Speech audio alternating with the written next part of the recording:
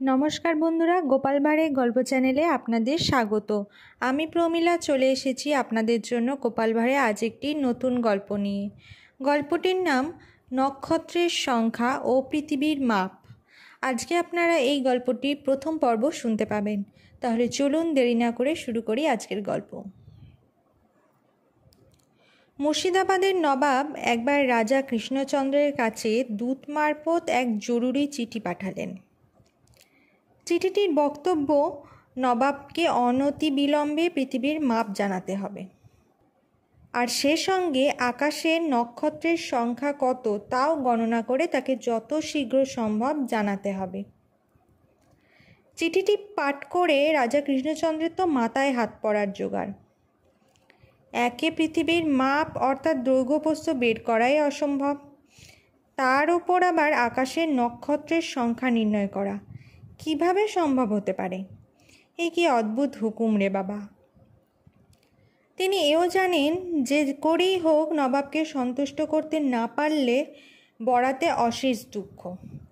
রাজ্য খোয়া যাওয়ার কিছুমাত্র বিচিত্র নয়। নবাবের পত্র পাওয়ার পর রাজা কৃষ্ণচন্দ্রের মাথায় বজ্রাঘাত হবার জোগাড় হলো। তার আনন্দ স্ফূর্তি তো দূরের কথা, নাওয়া খাওয়া পর্যন্ত শিখেই উঠে গেছে। অস্থির চিত্ত রাজা কৃষ্ণচন্দ্র উপায়ান্তর না দেখে গোপালকে জরুরি তলব দিলেন। গোপাল হন্তদন্ত হয়ে ছুটে এসে রাজাকে অভিবাদন করে সামনে দাঁড়ালো। গোপাল সব কিছু শুনে মুচকি এসে তাচ্ছিল্যের সঙ্গে বলল, মহারাজ, এই কথা? এরই জন্য আমাকে এমন জরুরি তলব দিয়েছেন? আমি আর ভাবলাম কি না কি জানি সমস্যা দেখা দিয়েছে।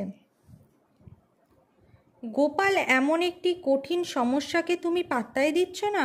তুমি কিভাবে যে এ সমস্যা থেকে উত্তরণের উপায় নির্ধারণ করবে মাথায় আসছে না।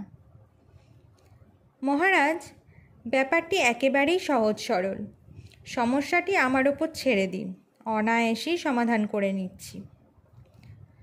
গোপাল এবার বলল, মহারাজ, আপনি মুর্শিদাবাদে লোক পাঠান। নবাবের ধনাগার থেকে বাস, দড়ি, ভেড়া প্রভৃতি কেনার জন্য টাকা আনানোর ব্যবস্থা করুন। সে কি গোপাল, বাস দড়ি কী কাজে লাগবে? আপনি আগে টাকার জোগাড় করুন, সময় মতো সবই জানতে পারবেন। রাজা কৃষ্ণচন্দ্র দূত পাঠিয়ে মুর্শিদাবাদের নবাবের কাছ থেকে 5,000 টাকা আনলেন। সব টাকাই গোপালের হাতে তুলে দিয়ে তিনি নিশ্চিন্ত হলেন।